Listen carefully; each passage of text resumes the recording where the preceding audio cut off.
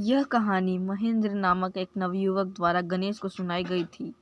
वह एक फर्म में कनिष्ठ निरीक्षक था, जिसे फर्म भिन्न भिन्न तरह के निर्माण स्थलों के लिए निरीक्षक किराए पर उपलब्ध कराती थी। जैसे कारखानों, पुलों, बांधों इत्यादि निर्माण स्थलों के लिए महेंद्र का काम कार्यस्थल की गतिविधियों पर नजर रखना था। उसे अपने कार्य मुख्यालय के अनुसार इधर उधर घूमते रहना पड़ता था। कोयलों की खानों के क्षेत्र से किसी रेलवे पुल के निर्माण स्थल तक, कुछ महीनों के बाद वहां से किसी रसायन संयंत्र पर जो कहीं बनाया जा रहा होता था। वह अविवाहित था, उसकी ज़रूरतें सामान्य थी और वह सभी प्रकार की विषम परिस्थितियों में स्वयं को ढालने में सक्षम था, चाहे वह घटिया सर्किट घर हो या पत्थरों की खदान के बीच कोई काम चलाऊ तंबू। परंतु उसका रसोइया ईश्वरन उसके लिए सबसे बड़े काम का आदमी था। रसोइये को महेंद्र से अत्यधिक लगाव था और जहीं कहीं भी उसकी नियुक्ति होती, वह खुशी के साथ उसके साथ जाता। वह महेंद्र के लिए खाना बनाता, उसके वस्त्र धोता और रात को अपने मालिक के साथ गप्पे मारता। वह विविध विषयों पर अनंत किस्से कहानियां गढ़ सकता था। ईश्वरन में एक अन्य अद्भुत क्षमता थी, जिससे वह सब्जियां पकाने की दूसरी वस्तुएं पता नहीं कहां से पैदा कर लाता, जहां मीलों दूर तक कोई दुकान भी नजर नहीं आती थी। वह जिंक के छप्पर के नीचे नए कार्यस्थल पर 1 घंटे के अंदर अंदर तरोताजा सब्जियों से बना स्वादिष्ट भोजन चमत्कारी ढंग से तैयार कर देता। महेंद्र सवेरे जल्दी उठता और नाश्ते के बाद अपने साथ कुछ तैयार खाना लेकर काम पर चला जाता था। इस दौरान ईश्वरन छप्पर को सुधारता, कपड़ों को धोता और फिर पानी की कई बाल्टियां अपने सिर पर डालते हुए नहाता और कोई प्रार्थना गुनगुनाया करता था। तब तक दोपहर का समय हो जाता था और खाने का भी समय हो जाता था। खाना खाने के बाद वह सोने से पहले थोड़ी देर के लिए पढ़ता। पुस्तक आमतौर पर सैकड़ों पन्ने की कोई लोकप्रिय तमिल रोमांचक उपन्यास होती थी।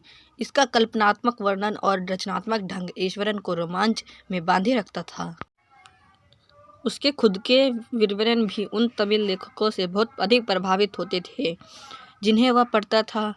जब कभी वह छोटी से छोटी घटना का भी वर्णन करता तो वह कोशिश करता था कि रहस्य पैदा कर दिया जाए और वर्णन में आश्चर्यजनक अंत डाला जाए। उदाहरण के तौर पर यह कहने के बजाय कि उसने राजमार्ग पर एक उखड़ा हुआ पेड़ देखा और वह आंखों की भौहें उचित रूप से चाप की तरह घुमाए और हाथों पर नाटकीय अंदाज में बढ़ाकर कहता, सड़क सुनसान थी और मैं बिल्कुल अकेला था। अचानक मैंने एक चीज़ देखी जो एक विशाल झाड़ीदार जानवर की तरह दिख रही थी, जो सड़क पर फैली थी। मेरा आधा मन मुड़ने पर और वापस जाने का था, परंतु जैसे ही मैं निकट आया, मैंने देखा कि यह तो एक गिरा हुआ पेड़ था, जिसकी सूखी शाखाएं फैली हुई थी। महेंद्र अपने आप को वापस कैनवास की कुर्सी पर पिछले फैला देता था और ईश्वरन की कहानियों को बगैर आलोचना किए सुनता था। ईश्वरन शुरू हो जाया करता था, मैं जहाँ का निवासी हूँ, वह स्थान इमरती लकड़ी के लिए प्रसिद्ध है। वहाँ पर एक विशाल घना जंगल है, जहाँ लकड़ियों हाथियों के माध्यम से ट्रकों पर लाई जाती है। वे हाथी विशालकाय हष्ट-पुष्ट जंगली जानवर होते हैं। जब वे मदमस्त हो जाते हैं तो अत्यधिक अनुभवी महावती भी उन्हें नियंत्रित नहीं कर पाते हैं। इस प्रस्तावना के पश्चात ईश्वरन किसी हाथी से संबंधित एक विस्तृत किस्सा सुनाने लगता है। एक दिन नर हाथी लकड़ियों के अहाते से बच निकलता है और झाड़ियों को रौंदते हुए, जंगली लताओं को उखाड़ते हुए तथा टहनियों को मनमर्जी से तोड़ते हुए इधर उधर घूमने लगता है। आप जानते ही हैं श्रीमान, जब हाथी पागल हो जाता है तो किस प्रकार व्यवहार करने लगता है। अपनी ही कहानी से उत्साहित होकर ईश्वरन मतवाले गढ़ की निकल करता हुआ फर्श पर उछलने कूदने लगता है। हाथी हमारे नगर के बाहर तक पहुंच गया। वह दीवारों को माचिस की तीलियों के भांति तोड़ रहा था। उसने जारी रखा। वह प्रमुख सड़क पर गया और उसने फलों की दुकानों, मिट्टी के बर्तनों और कपड़ों की दुकानों सभी को कुचल डाला। डरे हुए लोग इधर उधर तेजी से भागने लगे। अब हाथी ईंट की दीवारों को तोड़कर एक विद्यालय के प्रांगण में प्रविष्ट हुआ, जहाँ पर बच्चे खेल रहे थे। सभी बच्चे भागकर कक्षाओं में चले गए और दरवाजे को कसकर बंद कर दिया गया। जंगली जानवर चिंगाड़ा और इधर उधर घूमा। फुटबॉल के गोल पोस्ट को खींचते हुए, वॉलीबॉल जाल को उखाड़ते हुए, पानी के ड्रम को ठोकर मारते हुए और चपटा बनाते हुए, झाड़ियों को उखाड़ते हुए। इसी बीच शिक्षक विद्यालय की इमारत की छत पर चढ़ गए। वहीं से वह मजबूर होकर हाथी की विनाश लीला को देख रहे थे। नीचे मैदान में एक व्यक्ति न था। गलियां ऐसी सुनसान पड़ी मानो पूरे शहर में निवासी अचानक से ही गायब हो गए। उस वक्त मैं छोटी कक्षा में पढ़ता था और छत से सारा नाटक देख रहा था। ना जाने मुझे क्या हुआ, एकदम क्या सूझी, मैं एक शिक्षक से हाथ से छड़ी छीनकर आंगन में आ गया। हाथी चिंगारा और पेड़ की शाखा से मुझे डराने के लिए हिलाने लगा और अपनी सूंड में पकड़कर अपना पाँव जोर से ज़मीन पे पटका, और जिससे मुझे बहुत डर लगा और बहुत सारी धूल कीचड़ और धूल उड़ने लगी।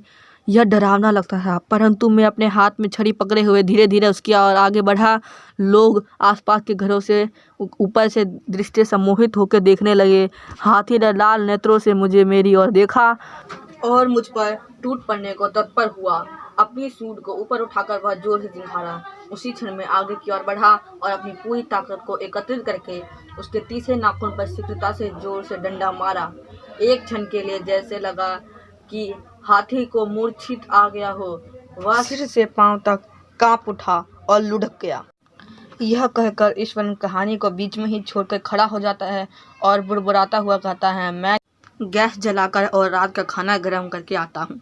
महेंद्र, जो बड़े गौर से कहानी सुन रहा था, अधर में रह गया। जब ईश्वर लौट के आता है तो एकदम से आकर कहानी शुरू नहीं करता।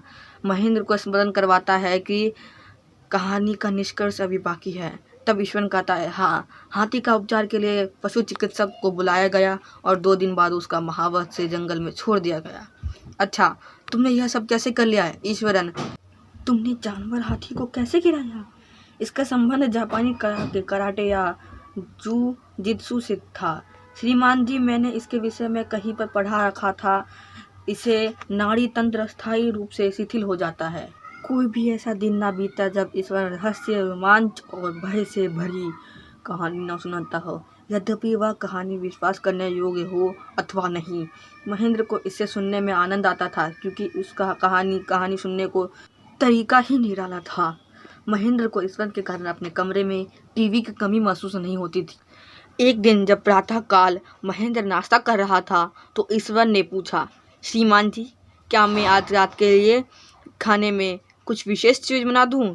आखिरकार आज एक शुभ दिवस है। परंपरा के अनुसार आज के दिन हमें अपने पूर्वजों की आत्माओं की तृप्ति के लिए विभिन्न प्रकार की स्वादिष्ट पकवान बनाते हैं। उस रात महेंद्र ने बहुत ही स्वादिष्ट राष्ट्रीय भोजन का आनंद लिया और ईश्वर की पाक कला की तारीफ करने लगी। ईश्वर बहुत ही प्रसन्न प्रतीत हुआ, मगर अचानक ही उसने भूत प्रेतों की कहानी सुनाना आरंभ कर दी। श्रीमान जी, क्या आप जानते हैं, इस फैक्ट्री का संपूर्ण क्षेत्र किसी समय कब्रिस्तान हुआ करता था। उसने कहना आरंभ किया। महेंद्र बहुत बढ़िया भोजन करने के पश्चात विचारों में डूब गया। यह सुनकर उसने अचानक झटका सा लगा। मैं तो पहले दिन से ही जानता था, जब मैंने रास्ते में पड़ी इंसानी खोपड़ी देखी थी। यहाँ तक अब भी मुझे अनेक खोपड़ियाँ और हड्डियाँ दिखाई देती हैं।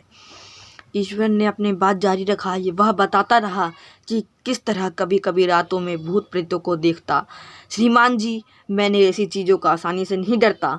मैं एक बहादुर व्यक्ति हूँ, परंतु एक स्त्री का भयानक भूत जो पूर्णिमा की आधी रात को दिखाई देता है और छुप जाता है, यह भयानक प्राणी है जिसके बाल उलझे हुए और चेहरों पर झुर्रियाँ वाला है। वह एक कंकाल की तरह अपनी बाजुओं में एक भ्रूण को उठाए होती है। महेंद्र यह वृत्तांत सुनकर कांप उठा और उसे तत्काल टोका, तुम पागल हो? ईश्वर भूत प्रेत जैसी कोई चीज नहीं होती। यह मात्र तुम्हारी एक कल्पना ही है। अपने पाचन तंत्र को ठीक करो और अपने दिमाग को भी। तुम बकवास कर रहे हो। वह कमरे से निकला और सोने के लिए चला गया, इस आशा के साथ ईश्वर 2-3 दिन तक परेशान होएगा। परंतु अगले सुबह वह रसोई को हमेशा की तरह प्रसन्न एवं बातूनी पाकर चकित रह गया। उस दिन महेंद्र बहादुरी भरी बातों के बावजूद सोते समय बेचैनी महसूस करने लगा। प्रत्येक राति वह अपने बिस्तर के समीप वाली खिड़कियों से बाहर अंधेरे झांकता था, यह निश्चित करने के लिए कि आसपास कोई काली छाया तो नहीं घूम रही है। परंतु उसने अंधेरे का एक सागर ही नजर आता था और मीलों दूर तक फैक्ट्रियों की टिमटिमाती रोशनियाँ। उसे पूर्णिमा की रात में दुधिया सफ़ेद भूदृश्य लुभावना लगता था, परंतु ईश्वर की उस रात स्त्री वाली भूत वाली कहानी सुनने के बाद पुण्य से बाहर झाँकने में साहस ना होता था। एक रात वह अपनी खिड़की के पास कहराने की आवाज़ सुनकर महेंद्र की नींद खुल गई। पहले तो वह समझा कि कोई बिल्ली चूहे को चारों ओर से झपट्टा मार रही है, परंतु वह बिल्ली की आवाज़ ना होकर मनुष्य की आवाज़ लग रही थी।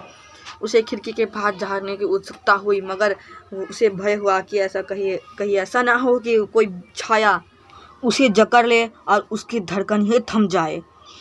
परंतु आवाज़ ऊंची होती गई और स्पष्ट तौर पर वह बिल्ली की नहीं थी। वह अपनी उत्सुकता से अधिक देर तक रोक न पाया। खिड़की के नज़दीक जाकर बैठा और उसने बाहर चांदनी रात में झाँका। वहाँ थोड़ी दूर पर ही एक छाया गठरी सी छाई उठाई थी। महेंद्र को ठंडा पसीना छूट गया और अंततः वह निष्कर्ष निकाला कि वह उसका भ्रम था। यह कोई बात उसके अर्धचेतन मन के कारण थी। जब वह प्रातःकाल उठा, नहाया और नाश्ता करने बाहर आया तो रात्रि वाली भयानक घटना उसके मस्तिष्क से बाहर निकल चुकी थी। दरवाजे पर ईश्वर ने उसका अभिवादन किया तो दोपहर के भोजन का पैकेट उसका बैग थमाया। ज्यों ही महेंद्र ने बाहर के कदम रखा, ईश्वर ने हंसते हुए कहा, श्रीमान जी, उस दिन की घटना को याद कीजिए जिस दिन मैंने आपको बाजुओं में भून लिए हुए एक स्त्री के भूत के बात बताई थी।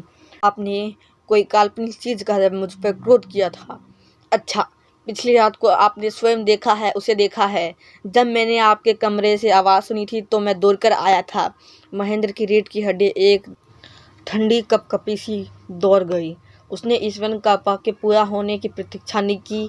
वह शीघ्रतापूर्वक अपने कार्यालय दफ्तर में गया और अपने त्यागपत्र वाले कागजों को हाथ में लेकर उसने भूते वाले स्थान को अगले ही दिन छोड़ देने का निश्चय किया। तो अगर आपको हमारी कहानी अच्छी लगी हो तो हमारे चैनल को सब्सक्राइब करें।